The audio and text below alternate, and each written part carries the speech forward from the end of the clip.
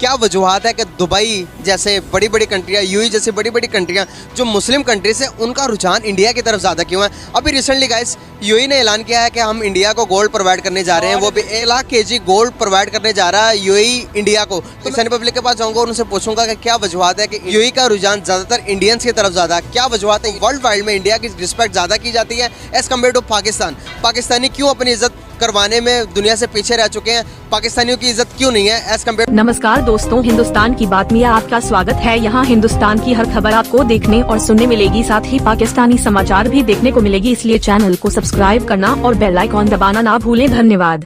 एक बड़ी खबर एक और आ रही है और वो ये है कि इंडिया ने ये फैसला किया है कि वो यूएई से, यूनाइटेड अरब एमिरेट से 2 lakh kg 2 lakh kilogram gold खरीदने लगा है। यानी इसको आप कह लें 200 ton gold from UAE. India ने ये ऐलान किया है। अच्छा, इसमें जो उनके यूनियन मिनिस्टर हैं पीयूष गोयल, उन्होंने ये अनाउंस किया है। तो ये 2 लाख केजी 2 लाख किलोग्राम सोना जो कि यूएई से इंडिया ख़रीदने लगा है, वो इंडिया के अंदर ही उसकी डिस्ट्रीब्यूशन होगी।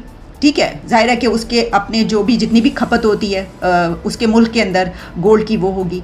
और इसमें सबसे बड़ी बात यह है कि ये एक एग्रीमेंट के अंडर ख़रीदा जा रहा है और वो एग्रीमेंट हमने उसके पर बात की थी कुछ दिन पहले जब वो एग्रीमेंट हुआ था। और वो इंडिया और यूएई के बीच एग्रीमेंट ये था कि इंडिया ज़्यादा से ज़्यादा गोल्ड इंपोर्ट करेगा यूनाइटेड अरब एमिरेट्स से, क्योंकि यूनाइटेड अरब एमिरेट्स ने भी बहुत बड़ी वहाँ पर इन्वेस्टमेंट की है।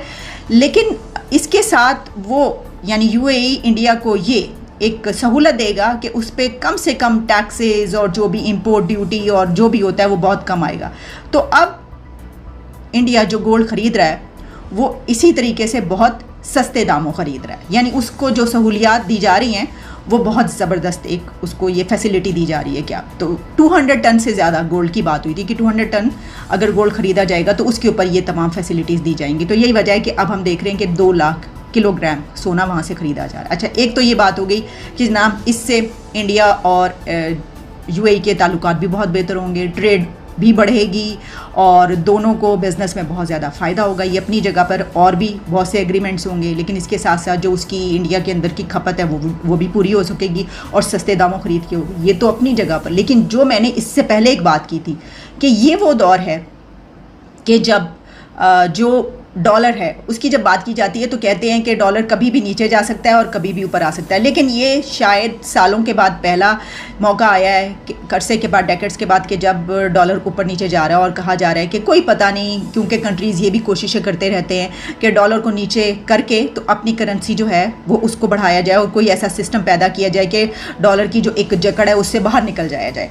तो इस सिचुएशन में डॉलर का आप कह सकते हैं ऑल्टरनेट, जो चीज़ कहते हैं कि रिज़र्व के तौर पर जो लोगों के लिए हेवन का काम करती है वो गोल्ड होता है, सोने को ही कहा जाता है। यानी अगर डॉलर का कोई ऑल्टरनेट है तो वो गोल्ड है। When did US dollar replace gold? Pakistan, UAE और सऊदी अरेबिया, अगर हम देखें इसको, हम एक ये बात कर लेते हैं तो हम तो बड़े पुराने जो हैं वो अलाई भी हैं, मुस्लिम उम्मा भी है, दोस्त भी हैं, भाई भी हैं, क्या कहते हैं बरादराना ताल्लुकात भी हैं। तो ये उम्मा और ये कहीं कहाँ निकल गया? यानी वो जो एक बात की जाती है मजाक में उम्मा चुम्मा, तो मतलब सोचने की बात ये है कि भाई कहाँ उम्मा का जो चुम्मा है वो तो सबसे पहले मुस्लिम कंट्रीज को मिलना चाहिए ना। ये इंडिया सडनली गोल्ड से इतना प्यार क्यों करने लगा कि 200 टन गोल्ड मोदी जी ने धनतेरस के मौके पर खरीद लिया कंट्री के लिए? क्या चाह रहे हैं कि आप ये देखिए कि पहले ही रशिया काफी गोल्ड खरीद रहा था, चीन भी गोल्ड खरीद रहा है, हो सकता है कि सऊदी अरब भी अब गोल्ड खरीदे, तो दुनिया वापस उसी आधार पर आ सकती है जिस पर पहले थी। जो हमारे करेंसीज हैं कि वैल्यू लिंक्ड होगी गोल्ड से। अब जो है वो दुनिया ऊब गई एक तरह से डॉलर से, क्योंकि मिसयूज ऑफ डॉलर ज्यादा हुआ है। ये कब तक चलेगा और दुनिया कब तक झेलेगी इस चीज को?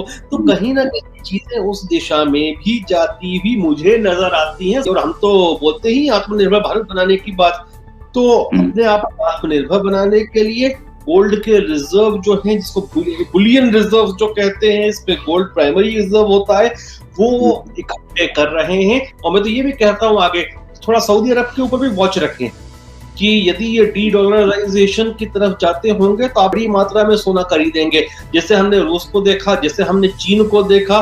तो ये सब चीजें दुनिया में चलती जा रही हैं।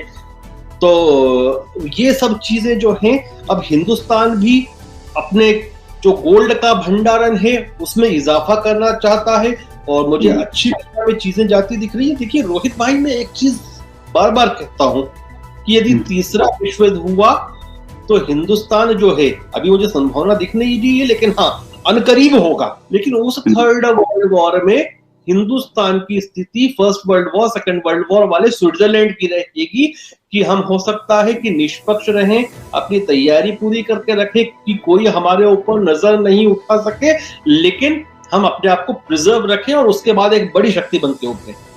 तो इंडिया आप देखेंगे तो अभी रिसेंटली यूएई ने ये ऐलान किया कि हम इंडिया को लाख केजी सोना प्रोवाइड करेंगे ताकि इंडिया की मार्केट में सोना जाए और इंडिया को आने वाले टाइम्स के अंदर प्रॉफिट हो और वो सोना इंडिया अपनी मार्केट में बेचकर उससे मतलब गोल्ड की चीज़ें बनाकर, ज्वेलरी बनाकर अपने ज़्यादा प्रॉफिट हासिल कर सके, इसलिए वो गोल्ड प्रोवाइड कर रहा है इंडिया को।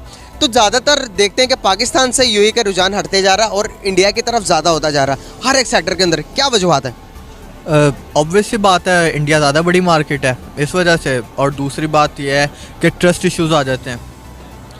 सबसे बड़ी जो चीज़ है ट्रस्ट इश्यूज़ हैं। अगर आप कहीं भी यूएई वगैरह जाएं तो पाकिस्तानियों को और बंगालियों को अच्छा नहीं समझते, वो वजह वही बेईमानी करते हैं, 2 नंबरियाँ करते हैं हर जगह जाके। तो इस वजह से जाहिर सी बात है जैसी आपकी रेपुटेशन जाएगी वैसे ही रहेगा आगे। और मार्केट, एक और बहुत बड़ी वजह कि मार्केट बहुत बड़ी है, दूसरी बात के ट्रस्ट इश्यूज़ आ जाते हैं।